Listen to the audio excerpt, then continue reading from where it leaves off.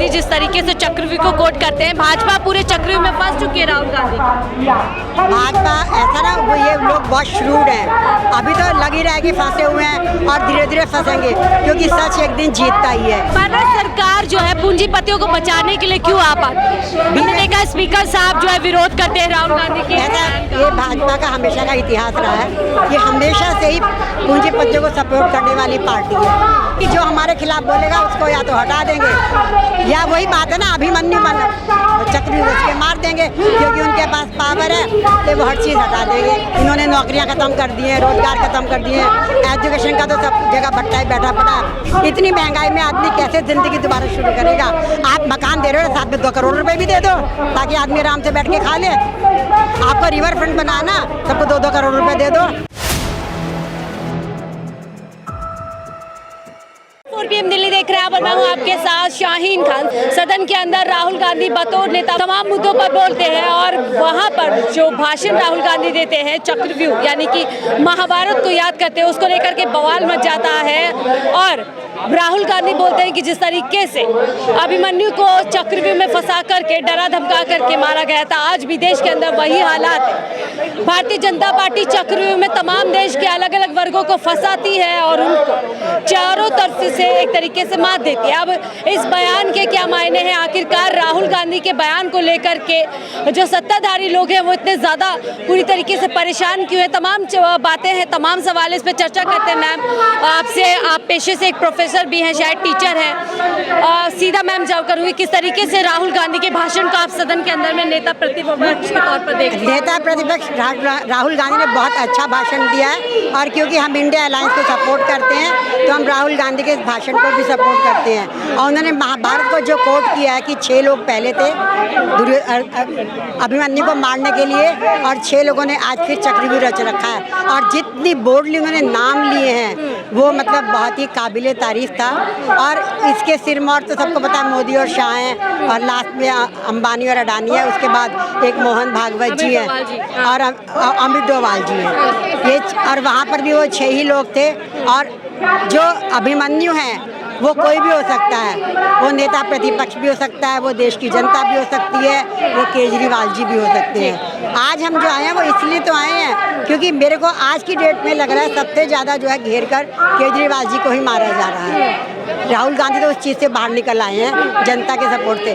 जनता का सपोर्ट तो केजरीवाल जी के साथ भी है, लेकिन अब उन्होंने इलीगली उनको बंद कर लिया जेल में, तो जनता इसीलिए आई है। बाकी राहुल गांधी एक अच्छे वक्ता के तौर पे बहुत बढ़िया उभर रहे हैं। और ये जो इन्होंने पप्पू किया था ना, ये सब तो इन्होंने पैसा खर्च करके उनकी इमेज बनाई थी। अदरवाइज राहुल गांधी मोदी से तो बहुत ज़्यादा पढ़े लिखे हैं, इतनी फर्राटेदार अंग्रेजी बोलते हैं, उनको किसी टेलीप्रॉम्प्टर की ज़रूरत नहीं होती है, तो इसलिए उन्हें पप्पू कहना तो इनके अपने ही पप्पू दिमाग का परिचय है। 4 नाम का जिक्र किया मैम, जो इस तरीके से कि 4 नाम का ना उन्होंने जिक्र किया राहुल गांधी ने सदन के अंदर, बड़ी बेबाकी के वही 4 नाम आज सदन के अंदर से उनके भाषण से हटा दिए गए, क्या वजह लगती है? वो तो उनको तो यही है ना कि जो हमारे खिलाफ बोलेगा उसको या तो हटा देंगे, या वही बात है ना, अभिमन्यु बन चक्रव्यूह उसके मार देंगे, क्योंकि उनके पास पावर है तो वो हर चीज़ हटा देंगे। कोई पूछे क्या अंबानी दुनिया में एक ही है, या अडानी एक ही है, या मोदी एक ही है, क्यों हटा रहे हो तुम नाम? किस बात से डरते हो? पहले भी उन्होंने एक मोदी शब्द के पीछे राहुल गांधी के साथ कितना बड़ा मतलब नाइंसाफी की थी कि संसद सदस्यता ले ली, बंगला छीन लिया। अरे मोदी कोई एक ही है, उन्होंने नरेंद्र मोदी तो नहीं कहा, अमित शाह तो नहीं कहा, तो क्यों डरते हो तुम लोग सच्चाई का सामना करने से? भारत सरकार जो है पूंजीपतियों को बचाने के लिए क्यों आ पाती है? हमने देखा स्पीकर साहब जो है विरोध करते हैं राहुल गांधी के। ऐसा ये भाजपा का हमेशा का इतिहास रहा है, ये हमेशा से ही पूंजीपतियों को सपोर्ट करने वाली पार्टी है। जब वाजपेयी जी सत्ता में आए थे तो इन्होंने पेंशन बंद कर दी थी। ये हमेशा मतलब पूंजीपति वर्ग इनको सपोर्ट करता है, ये पूंजीपतियों को सपोर्ट करते हैं। बाकी सब पार्टियां हिंदुस्तान में मिडिल क्लास को, वर्किंग क्लास को सपोर्ट करती हैं। इन्होंने नौकरियां ख़त्म कर दी हैं, रोजगार ख़त्म कर दिए हैं, एजुकेशन का तो सब जगह भट्टा ही बैठा पड़ा। पेपर लीक होना, आप क्या सोचते हो कोई इट इज़ ए कोइंसिडेंस? नहीं, ये जानबूझ के किया जा रहा है ताकि देश का युवा वर्ग जो है जब एग्ज़ाम नहीं पास करेगा नौकरी नहीं मांगेगा, और जब नौकरी नहीं मांगेगा तो इनके पीछे घूमेगा ताली थाली लेके और कावड़ लेके। आप देख रहे हो कावड़ियों ने कितना। बजट में राहुल गांधी चर्चा करते हैं, बजट किस तरीके से देश के अलग अलग वर्गों के खिलाफ आया है वो बात बोलते हैं। हम देखते हैं कि इस पर वित्त मंत्री अपना सर पकड़ लेती है। क्या परेशान हो गई राहुल गांधी के भाषण से? बिल्कुल, वो उनको अंदाजा नहीं था कि राहुल गांधी उनको इतनी बेबाकी से काउंटर करेंगे। बजट निर्मला सीतारमन क्या बजट पेश करेगी? ये तो अंबानी और अडानी कलम से लिखा गया बजट है, उस पर मोदी जी की मोहर लगी हुई है। सीतारमन की क्या औकात है कि वो अपनी मर्जी से वो तो कहती मैं प्याज नहीं खाती, मैं लहसुन नहीं खाती। वो ऐसी जो आदमी ऐसी बचकानी बातें करता हो, तुम अगर प्याज नहीं खाओगी तो तुम प्याज को सोने के भाव बेच दोगी।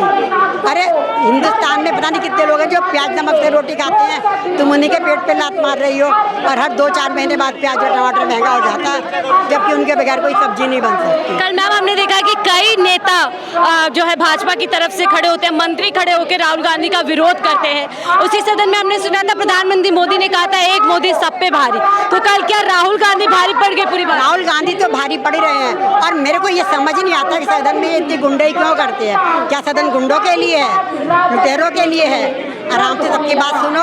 उन्हें ये बात कहने नहीं देना चाहते। इन्हें 10 साल से आदत पड़ी हुई थी कि हम जो मर्जी वहाँ करते रहें, जो मर्जी विधेयक पास कर दे, जो मर्जी बिल पास कर दे। अब 100 लोग वहाँ इनको सामने दिखाई देते हैं कांग्रेस के, और इंडिया अलायंस की वजह से 250-300 है, तो मोदी कहाँ बर्दाश्त करेगा? उसके बस की ही नहीं है, तो फेस ही नहीं कर सकता। इतना ना नॉलेज है ना उतना पढ़ाई लिखाई है। ठीक है, यानी कि राहुल गांधी कहीं ना कहीं भारी पड़ गए। कुछ और क्या लगता है, राहुल गांधी ने जो कल चक्रव्यूह कोट किया महाभारत से, उसी चक्रव्यूह में भाजपा फंस गई? बिल्कुल, देश में अघोषित इमरजेंसी है। अरविंद केजरीवाल को राजनीतिक कैदी बनाया हुआ है। ये भीड़ देख रहे हैं आप, ये जनसैलाब देख रहे हैं, ये अरविंद केजरीवाल के विरोध में है कि उनको रिहा करो। इंडिया अलायंस उनके साथ है, हम इंडिया अलायंस के सपोर्टर हैं। मैं आपसे भी ये सवाल करूंगी, क्या लगता है अरविंद और राहुल गांधी जिस तरीके से चक्रव्यूह को कोट करते हैं, भाजपा पूरे चक्रव्यूह में फंस चुकी है राहुल गांधी? भाजपा ऐसा ना, वो ये लोग बहुत श्रूड हैं, अभी तो लग ही रहा है कि फंसे हुए हैं और धीरे धीरे फंसेंगे, क्योंकि सच एक दिन जीतता ही है, और जनता को भी सच समझ में आ रहा है। इसलिए तो अयोध्या हार गए, फैजाबाद डिस्ट्रिक्ट की सारी सीटें हार गए, बद्रीनाथ हार गए। ये धीरे धीरे ऐसे ही हारेंगे। जनता के सिर से वो धर्म का मुलम्मा, धर्म का भूत उतर रहा है, क्योंकि धर्म में भी क्या कर रहे हैं ये? अब वो वहाँ रिवर फ्रंट बना रहे हैं, लोगों के घर तोड़ रहे हैं। क्या करोगे ऐसे रिवर फ्रंट का, जहाँ आप लोगों के घर तोड़ दोगे? लेकिन घर भी तो दे रहे हैं। बजट में फिर से ऐलान किया है कि प्रधानमंत्री योजना के तहत इतने करोड़। आपने मालूम, मुझे मेरी यहाँ दुकान है, मेरा यहाँ मकान है, मेरे बच्चे का स्कूल है, आपने मुझे यहाँ से उठा के 100 किलोमीटर दूर पटक दिया। मुझे सारी जिंदगी दोबारा शुरू करनी पड़ेगी। इतनी महंगाई में आदमी कैसे जिंदगी दोबारा शुरू करेगा? आप मकान दे रहे हो, साथ में 2 करोड़ रुपए भी दे दो ताकि आदमी आराम से बैठ के खा ले। आपको रिवर फ्रंट बनाना, सबको 2-2 करोड़ रुपए दे दो। तुम भी तो रोज के इतना अपने पर खर्च कर रहे हो, मशरूम खाते हो, काजू के आटे की रोटी खाते हो, 8,000 करोड़ के प्लेन में घूमते हो, और 1.5 लाख का पेन रखते हो, 3 लाख का चश्मा पहनते हो। 2-2 करोड़ सारे गरीबों को दे दो। अगर हमारी टैक्स का पैसा तो है, कौन सा मोदी अपने घर से लेकर आया था? और सवाल जरूरी मैम, जिस तरीके से भारतीय जनता पार्टी 10 साल से बताने की कोशिश कर रही है कि वो हिंदू धर्म के ठेकेदार हैं, हिंदुत्व को वो बचा रहे हैं, जिस तरीके से राहुल गांधी बतौर नेता विपक्ष, उन्होंने पहले भी भगवान शिव जी की बात की, और इस बार महाभारत, क्या लग रहा है इस बार धर्म से ही राहुल गांधी धर्म झूठे धार्मिक लोगों की काट कर रहे हैं?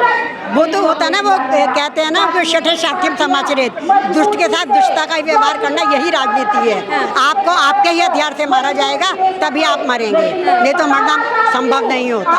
तो उनको उसी के हथियार से मारा जाएगा। अब जो बीजेपी वो सिर्फ धर्म करती है, काम नहीं करती। लेकिन जो बाकी पार्टीज है, वो देखो हर आदमी थोड़ा सा बहुत धार्मिक होता ही है, तो बाकी पार्टी वो बात भी करती है लेकिन साथ में वो काम भी करती है। लेकिन विपक्ष पे आरोप लगते हैं कि वो धार्मिक नहीं है, धर्म को नहीं मानते, लेकिन राहुल गांधी देखिए दोनों बार धर्म से ही सीख लेकर आते हैं, धर्म से एग्जाम्पल देके भारतीय जनता पार्टी को अटैक करते क्या कहना चाहते हो? कोई धार्मिक नहीं है, धार्मिक नहीं है तो क्या वो चोरी कर रहा है, गुंडागर्दी कर रहा है, लोगों के बलात्कार कर रहा है, क्या कर रहा है कोई जो धार्मिक? अब तुम धार्मिक होकर तुम क्या कर रहे हो?